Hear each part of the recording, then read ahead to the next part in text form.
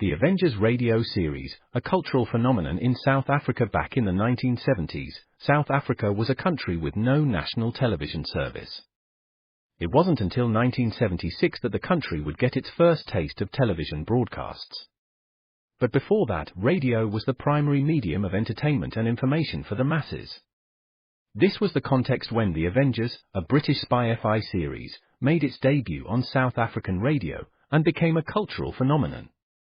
The Avengers was a British television series that originally aired from 1961 to 1969.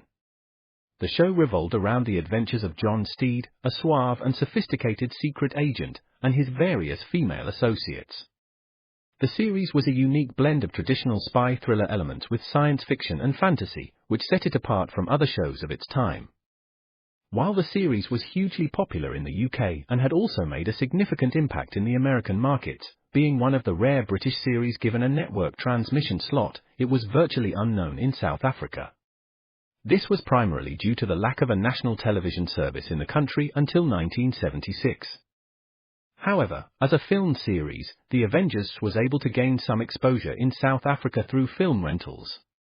But it was the launch of the radio series that truly brought The Avengers to the masses in South Africa. Come and listen at www.myclassicradio.net.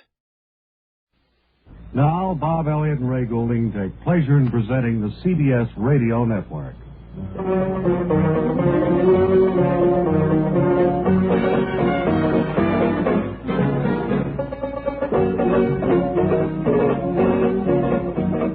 Bob, we've had about 12 applications for substitutes to you.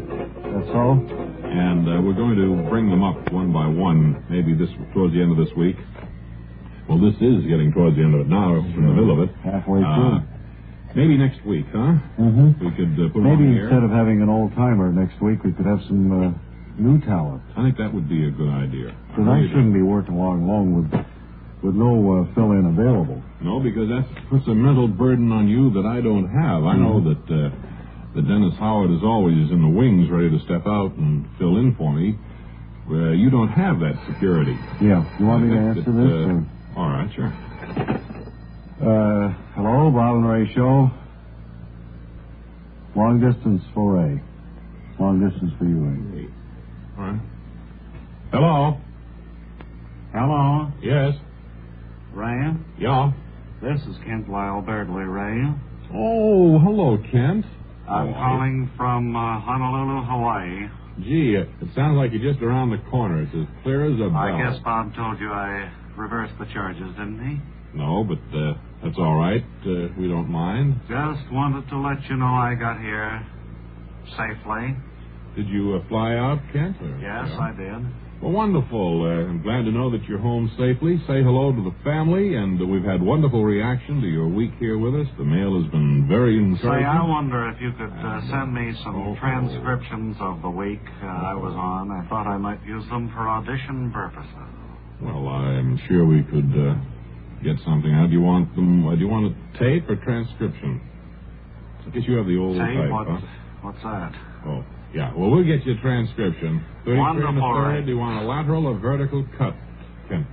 Well, whatever's easier for you boys back there in New York. Well, I have to check with the Say, Ray. Yeah, Kent. I want to thank you very much for the little donation you gave me, and to let you know I'll send it back to you just as soon as is humanly possible. Well, how are you making ends meet right now, Kent? Well, so far I haven't gone over to the station yet. I'm going to chat with them over there. Take over the transcriptions as soon as they come in. I see. Well, okay, we'll go to work on that and get them right out to you. I met one of the fellers from the station just as soon as I got here, and he told me he thought my voice was a little bit too low for radio, but he'd be glad to listen. Gee, I don't think so. I think you have a nice... well, I said I'd had a cold, and that an announcer couldn't announce with a nasty cold. No. But Look, I'd like to audition. Ken, I know that this is... you've got a lot to say, but it is long distance. Ray, I just want you to know that I appreciate all you fellas. Alan, what else? What did he say? He's crazy. I think it's time Ray, for I just our... want you to know he'd go on and on and on, you know. I think actually what he wants is 20 more fish immediately. Yeah. I think it's time for our January award to the Good Neighbor of the Month.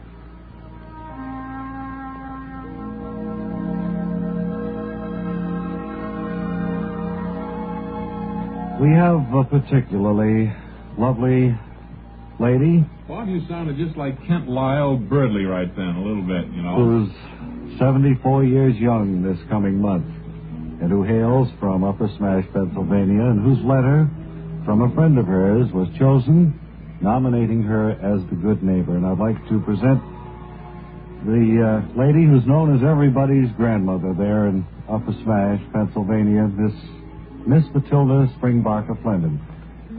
Miss Matilda, would you come in and tell us a little story? I'd like to call you Miss Matilda, if I may, because your last name is a little bit too long.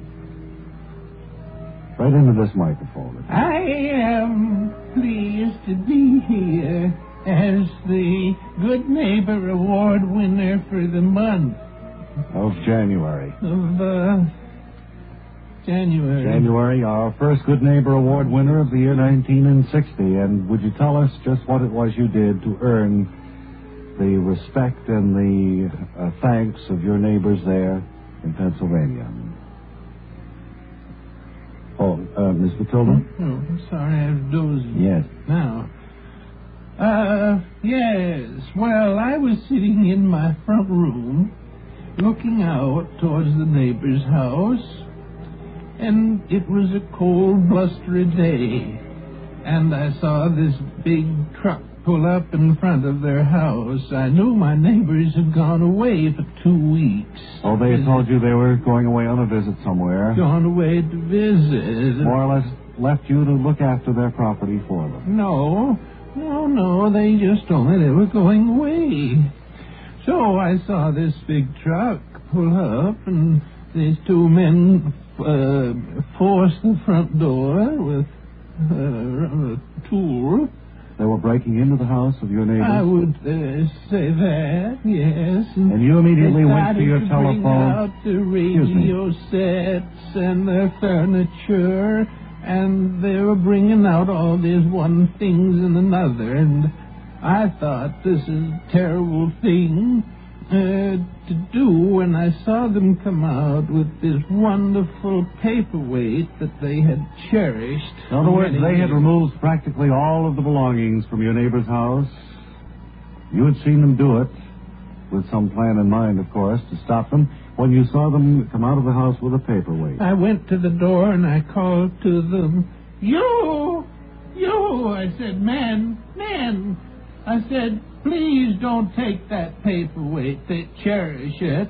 I said, I'll make you something hot to drink if you don't. And so they said, I said you couldn't get $2 for that. And It meant more to them in memories than it did in financial value. my neighbors, not to these men. To the neighbors, So yes. the men said, all right then, old lady, we won't take the paperweight, but you better make that good and hot when we come over. So I gave them a hot drink and macaroons.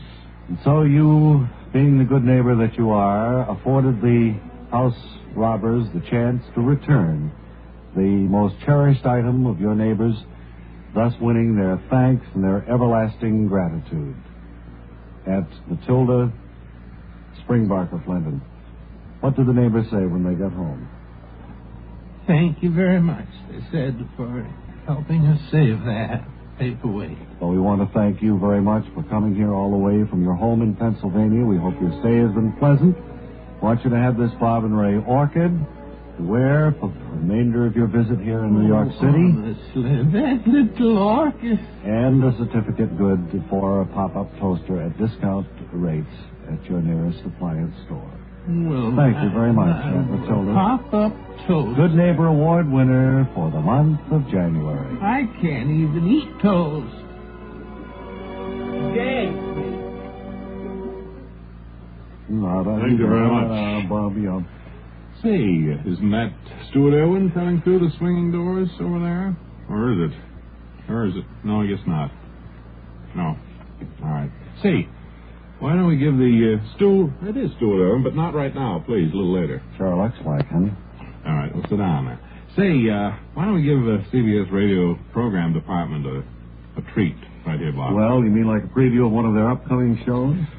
Probably give them a big charge if we did. I know Or we at got a least kick out of total- hearing the name on the air, CBS. Total apathy, anyway. Yeah. This Sunday, friends, CBS Radio's Suspense.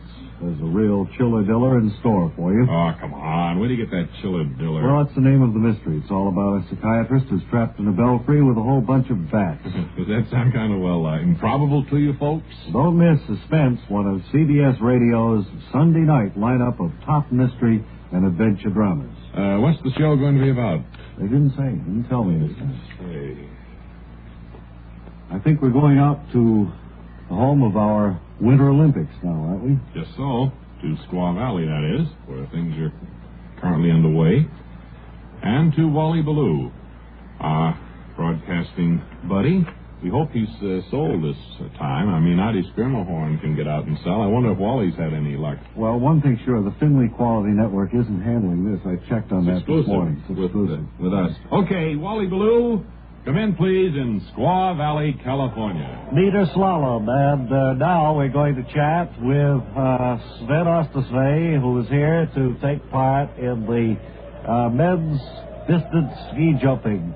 Sven, have you tried out this ski jump, which looks pretty fast today? Well, it's all right. I don't know what I might try to go down on it there with the skis. I saw you in the tryouts making a few trial runs down there. Well, I was fall down. I was hurt there, my hip and my back. So I'm chicken now. I don't know as I go no more on that. Well, once you start down the long slope there isn't much you can do, is The there? price to fame is the sore back. I don't need that. What's that? Lincoln-Barris. Yes. As I say, once you start down there's no way of turning back, is there? You have to keep going right through the thing. No, you can't. Once you leave the top there, it's pretty much you got to go through with it because you are going down on the hill. What do you think of when you leave the... Excuse me, go ahead. You go ahead, ask me. I have difficulty listening to you. I don't know your language too good. What do you think of when you come off that jump and you head into the thin air, hundreds of feet above the crowd? Well, I always think that I wish I had not left the top. That's the first thought I have. And then the next one is I hope I reach the bottom in the one piece. I should be there. Uh-huh. And then in the hospital, I always think about it again, about what I will do. Well, we want to wish you all the luck in the world, and we'll be looking forward to seeing whether you can break the record in the ski jump, and we'll be right down there back of the ambulance if you're looking for us. I don't think I'll go. I'm too chicken on here. And so this is Wally Ballou returning you now to New York. So, before we get a call from somebody at the UN, that was one of the actors on the program doing a New England accent. And I was right here. We're not trying to say anybody was chicken out there at all. Meet star Stuart Irwin.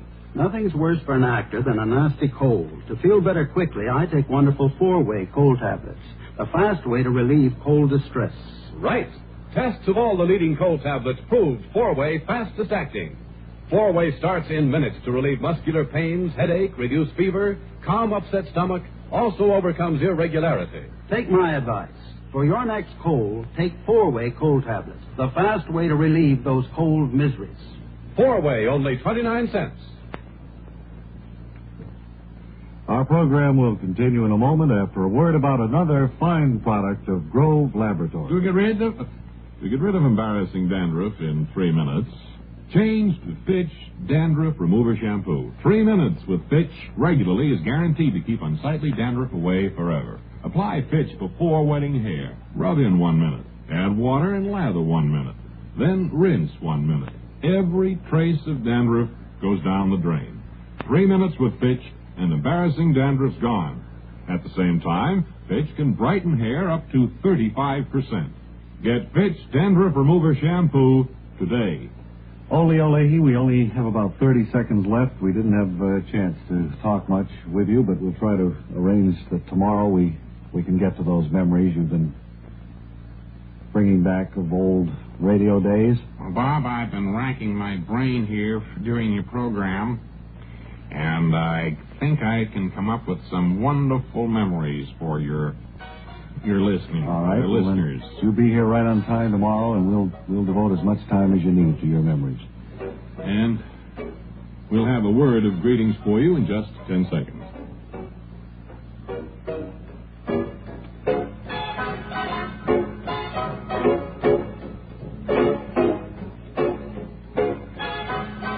Now, would you give him a word of greetings, Bob? Greetings. Hey, not bad.